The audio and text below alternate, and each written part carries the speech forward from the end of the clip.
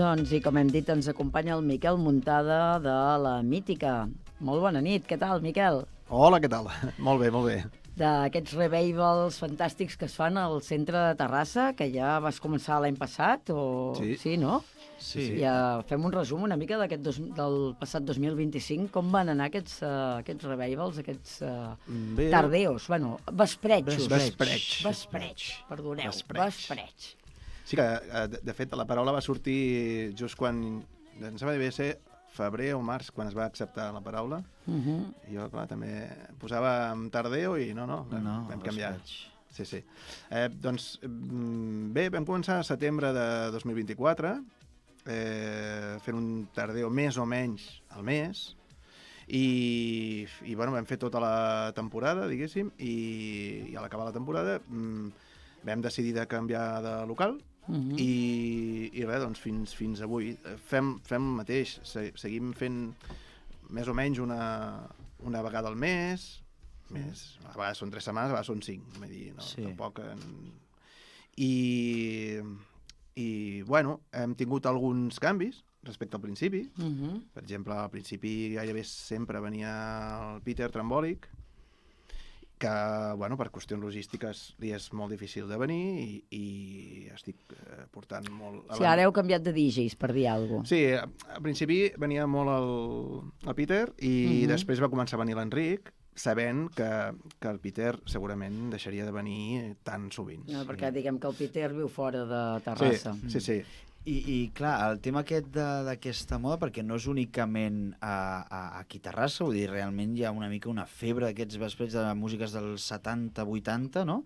Però no sé si és una cosa que tu ja vas veure un nínxol de mercat aquí per la zona del Vallès, perquè diria que no només ho fèieu a Terrassa, o m'equivoco? No, sí. La Mítica també ha fet col·laboracions a fora. Però vull dir, veu veure un nínxol de mercat, veu veure la necessitat de que la gent ballés, no? Música dels 70-80 durant la tarda. La idea inicial és retrobament musicosocial de la gent del centre. Val. No hi havia, no existia això. Nosaltres volem recordar la música que sonava a les discoteques emblemàtiques com la Nau, com el Baby O, és el que buscàvem, no? I al centre no existia això. Llavors, jo buscava un local no molt gran, perquè tampoc sabia com sortiria aquesta experiència i bueno, doncs per això treballo amb locals no tan grans. Clar. Però també parlem d'aquesta festa dels vesprets i d'aquesta música dels anys 70-80, perquè ha arribat a tot Catalunya, realment. Jo he vist també a Platja d'Aro, zones de la Costa Brava, a tot arreu. Ara hi ha dissabtes també concrets. Tampoc es fa amb tanta periodicitat com cada setmana, almenys els que jo he vist. Vull dir que també ja està calculat això, suposo perquè guardin forces. La gent de 50 no surt ja cada dia, clar, menys jo, però els altres... No, clar, és normal. Per una banda, la gent d'aquesta edat més o menys comença a tenir els fills grans, amb la qual tens una mica de marge de maniobra per començar a sortir i tal. També és cert que si l'endemà tens activitats amb els nanos, doncs està bé sortir a la tarda. Clar. I això és un punt a favor del vespreig, no? I per exemple, aquesta setmana n'hi haurà un de vespreig. Sí. Aquesta setmana fem un vespreig al Clandestí. Que recordem que està al Camí Fondo. Sí, 37. És on estem fent el vespreig habitualment aquesta temporada.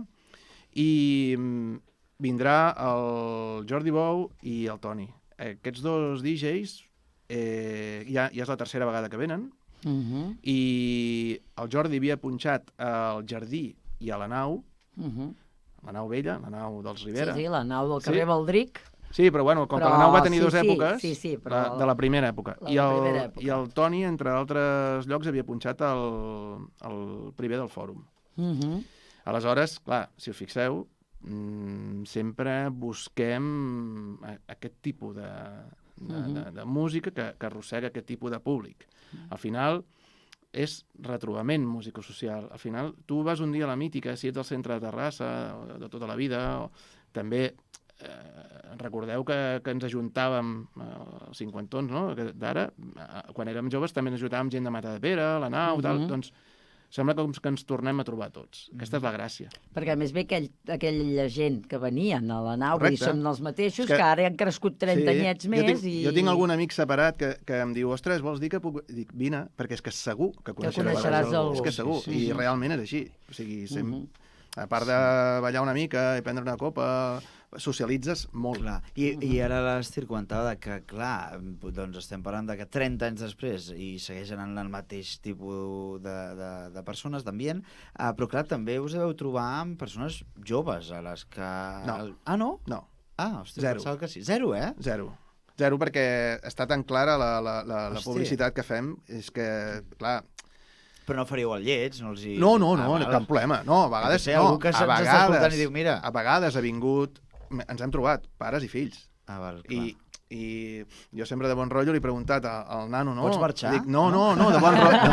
No, què passa aquí? No, li he preguntat, dic, quina és la teva inquietud d'haver vingut avui aquí? I la majoria de vegades, quan venen amb els pares, és perquè els pares els hi han explicat el tipus de festa que hi havia llavors i els hi han matxacat a casa posant-li música als 80 i 90 i llavors dius, vaig a veure què passa aquí, no? Va, doncs aquest dissabte, a partir de quina hora? Obrim a 5:45. A 5:45 de la tarda, dissabte, dia 30. 31, perdona. 31, dissabte, 31. És veritat que avui és 29 i és dijous. Sí, 29, és veritat, 31. Febrer ja. Va, dissabte, 31, a 5:45 de la tarda, al Clandestí. Sí. I amb aquests dos DJs fantàstics, doncs tothom qui aquest dissabte tingui ganes de recordar aquells anys fantàstics de les nostres joventuts, I tant. doncs allà hi sereu, els de la mítica.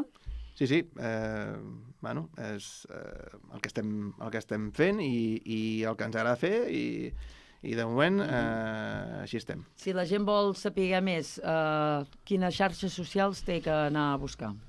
Tenim l'Instagram, @lamítica2024, i allà sempre penjo tota la programació i tot el que fem. I les fotos de després. Sí, les fotos dels esdeveniments.